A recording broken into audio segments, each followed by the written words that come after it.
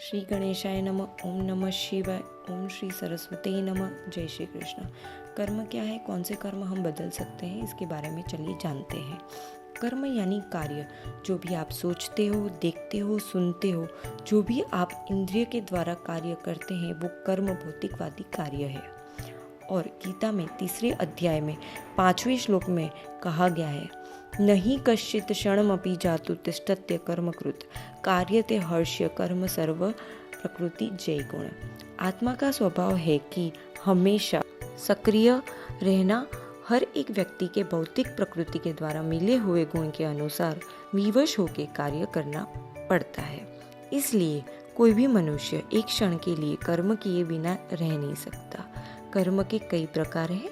इनमें से हम मुख्य प्रकार के दृढ़, अदृढ़ कर्म के बारे में समझेंगे। दृढ़ कर्म वो है जिसको हम बदल नहीं सकते।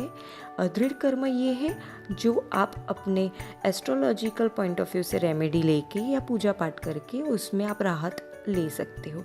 दृढ़ अदृढ़ कर्म वो है जिसको आप बदल भी सकते हैं। ये कर्म है जहाँ आपको पूरी फ्री विल मिलती है, जहाँ पे आप अपने कर्मों को बदल सकते हैं। संचित कर्म है जो आपके कारण शरीर में स्टोर होते हैं और वो आपको समय आने पे भुगतना पड़ता है, चाहे वो अच्छा होता है या बुरा होता है। प्रारब्ध कर्म है जो आपके संचित कर्म में एड ऑन होते जाते हैं। आगामी कर्म है जो आपको इन फ्यूचर में भुगतने पड़ते हैं। और वर्तमान कर्म, क्रियामण कर्म जिसको हम कहते हैं, वो आप डेली रूटीन में कर्म करते हो, जिसको आपको डेली रूटीन में तुरंत के तुरंत फल मिलता है। तो आप इस तरह से एस्ट्रोलॉजिकल पॉइंट ऑफ व्यू से आप कंसल्ट करके भी आप अपने कर्म के बारे में जान सकते हैं और उसकी रेमेडी करके आप कौन से कर्म बदल सकते हैं, नहीं बदल सकते, ये भी समझ सकते हैं।